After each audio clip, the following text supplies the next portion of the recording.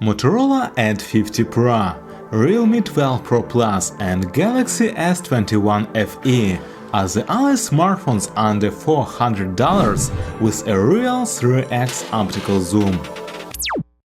I wanted to start this video with such a loud statement, but a bit too late.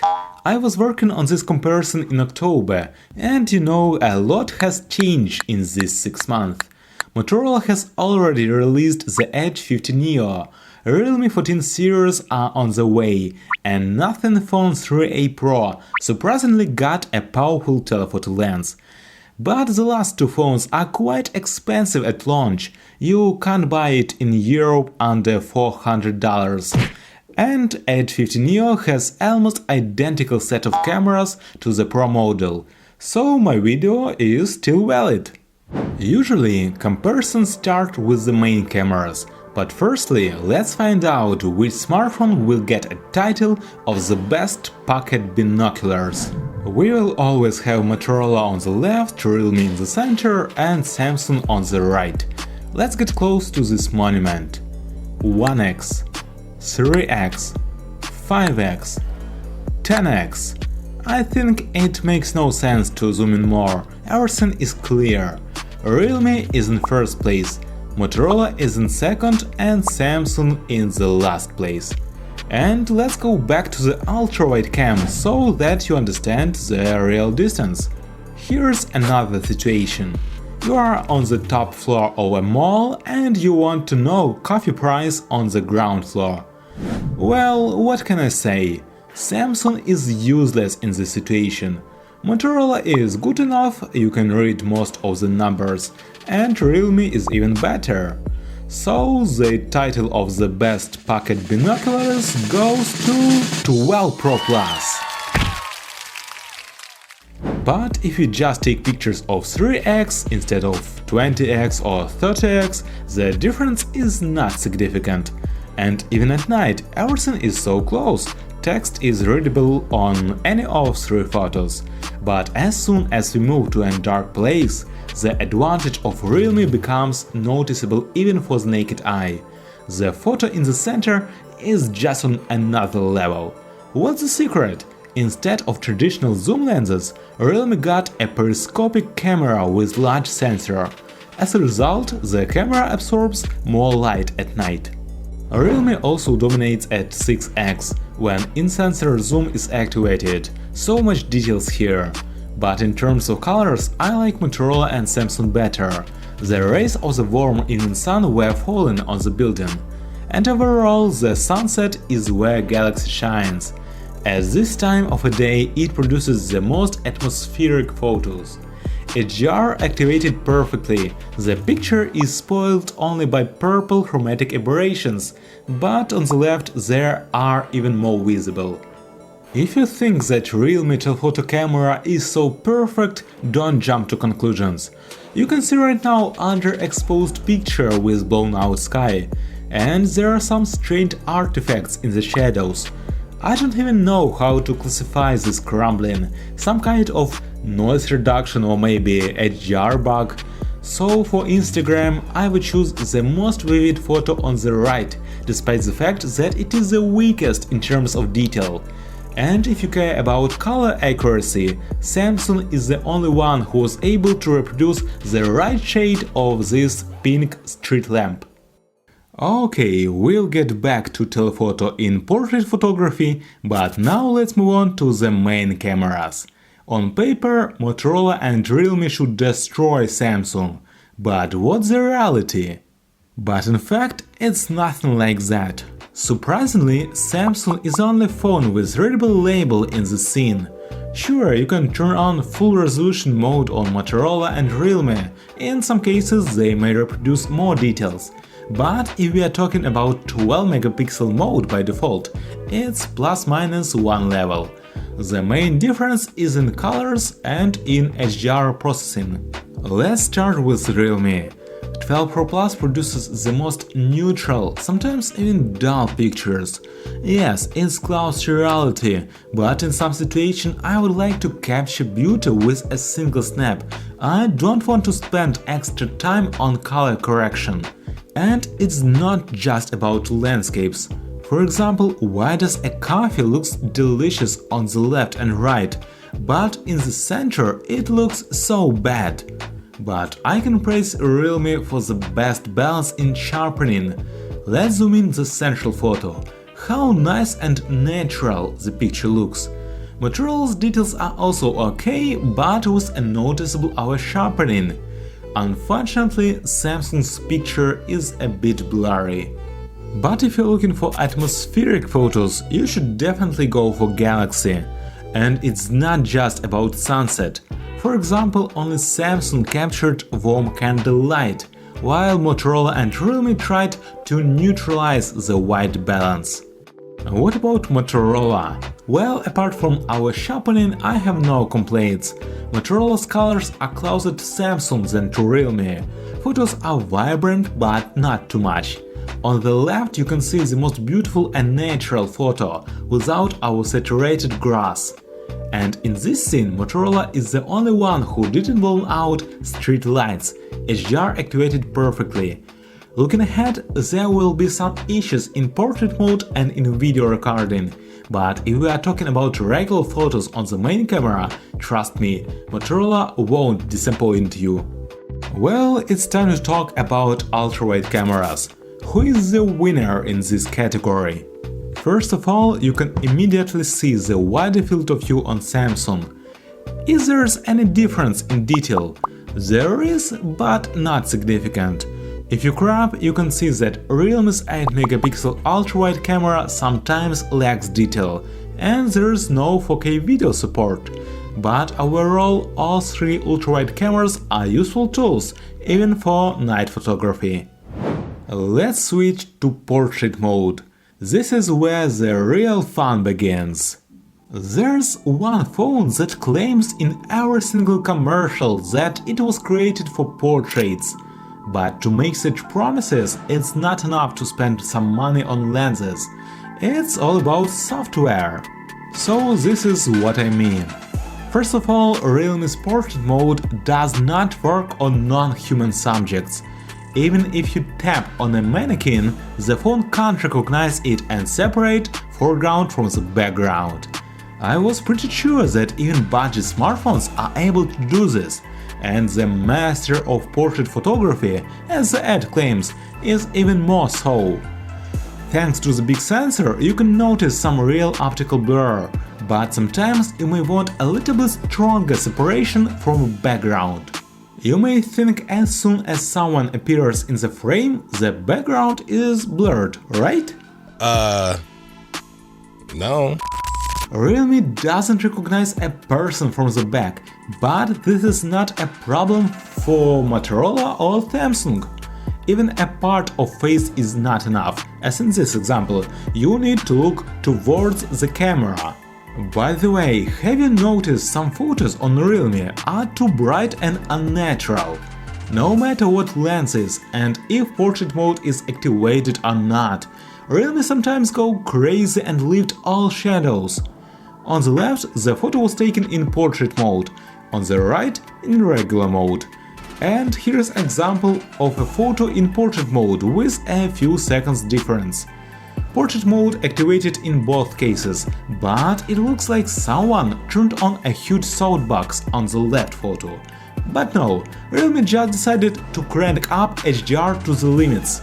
Yes, sometimes Realme captures a good shot on the first try, but I still got some feeling that Chinese developers are playing a lottery with you.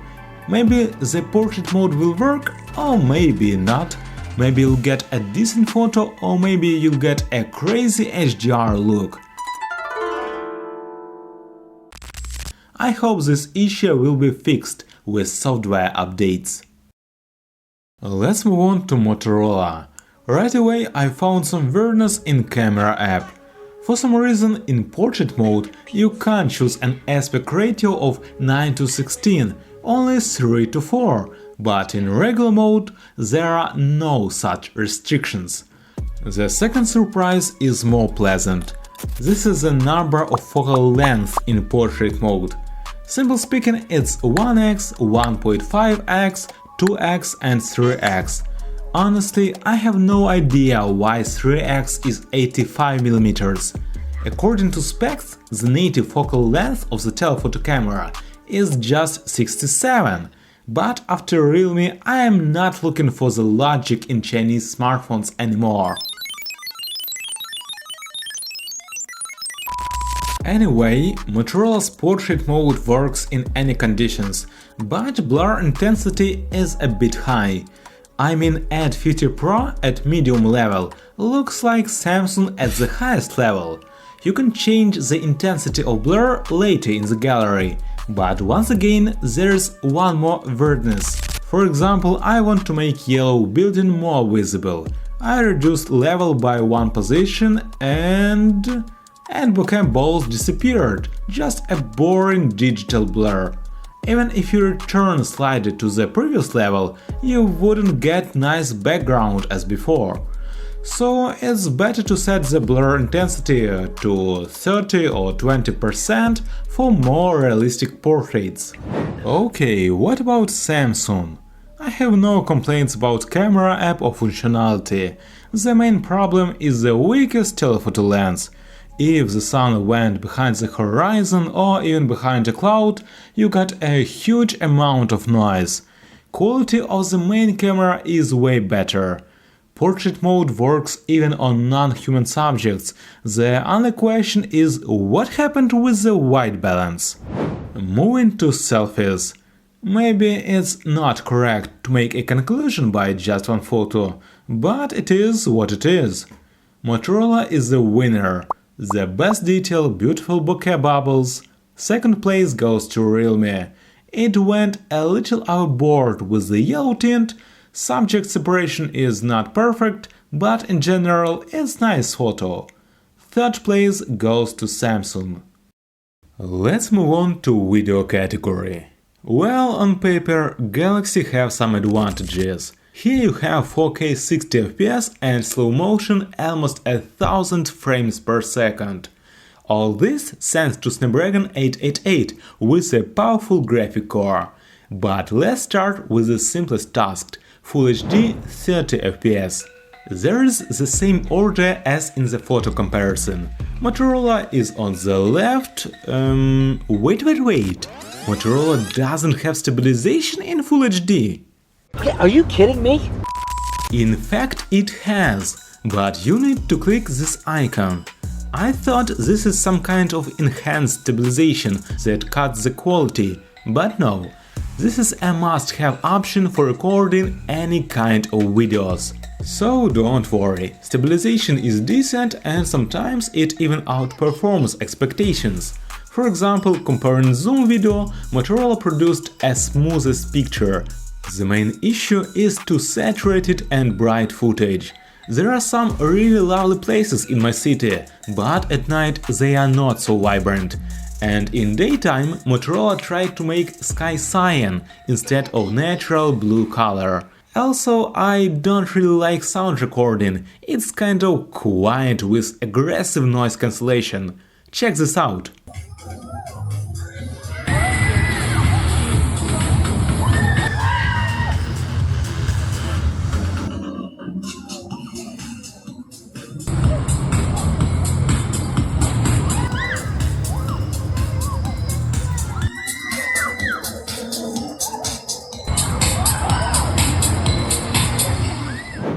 There are more complaints about Realme. Firstly, I can't record 4K video on the front-facing and ultra-wide cameras. The main camera and telephoto have 4K support, but without electronic stabilization, only OIS. It's not critical, you can improve it later in video editors, but if you prefer smoothness out of the box, Full HD is your choice. By the way, Realme telephoto camera doesn't beat competitors as it did in the photo comparison. For example, here it didn't get the colors right. And what about night videography? Well, a picture in the center is a bit cleaner, less noise, but it is not a huge difference. Galaxy is clear ahead when it comes to ultra-wide camera, ton of details and the widest field of view. On the other hand, front-facing camera has the narrowest field of view. Sometimes your outstretched arm is not enough. It's better to buy and use a selfie stick. Like a real nitpicker, I found some issues with the color accuracy, sometimes contrast is a bit low for my taste, but overall I can definitely say Galaxy S21 is the leader in video category. You can record 4K 60fps with stabilization, slow motion Full HD 240 frames per second. There's even a super slow-mo, almost 1000 frames per second in HD quality. Unfortunately, Samsung can't switch to the telephoto lens in this mode, as Realme does. This could be a useful tool for shooting nature. Also, Samsung is the only phone with cinematic mode, or simply speaking, video with a blurred background. Realme also has a similar feature, but let's take a freeze frame for better understanding. Take a look at the ground. Galaxy is trying to create a depth map. Part of ground is in focus, followed by a smooth autofocus. At the same time, Realme simply cut out the person and blurs everything around. Unfortunately, Motorola doesn't have such feature. However, Motorola have a variety of creative modes such as star trails, light painting, long shutter speed and so on. And only with Motorola Edge 50 Pro you can use ultra-wide camera for macro photography, while Samsung and Realme doesn't even have autofocus on ultra-wide cameras. Sure, you can move back a little bit and take a photo with the main camera with a crop, but in terms of details, it's not even close. Let's sum up the results. Realme 12 Pro Plus has the best telephoto camera and the most natural picture without over-sharpening, but otherwise it's not a top for its money. I shared my opinion about 12 Pro Plus in one of my previous videos, you can find the link in the description down below.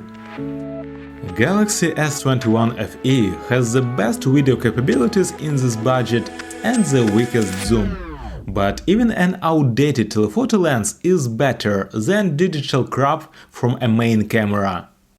3-year-old flagship works just as well as mid-range smartphones of 2025. Samsung UI is pretty nice and functional, phone will get an update to Android 15 soon. And stereo sound is the best in trio. The only disadvantage is a weak battery life. Motorola Edge 50 Pro didn't put its rivals on the spot in any of categories, but at the same time it wasn't like underdog either. No matter which mode or camera you use, front-facing, telephoto, wide, ultra-wide, you got a decent result and sometimes even very solid results. Yes, this smartphone has its own weirdnesses, but they don't spoil the overall impression. Moreover, if you didn't know any specs, you choose only by touch. Motorola is the most pleasant smartphone. Thanks to the rounded edges and thin bezels, 6.7 inches Motorola is more comfortable in hand than Samsung with 6.4 screen. In 2024, price tag was around $600, but now, in anticipation of the release of new generation, the Edge 50 Pro is on sale with great discounts. Sure, it's a personal choice, but $4,000 for a smartphone with 12 gigs of RAM and half a terabyte of storage for me seems a very sweet deal.